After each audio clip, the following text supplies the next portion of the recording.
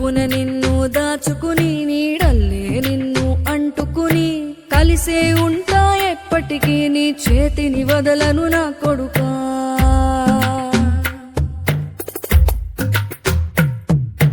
పదిలంగా నువ్వు నడవాలే 10 కాలాలు నువ్వు బతకాలే చందమామకు చెబుతున్నా నేను చల్లగా చూస్తది నా కొడుకా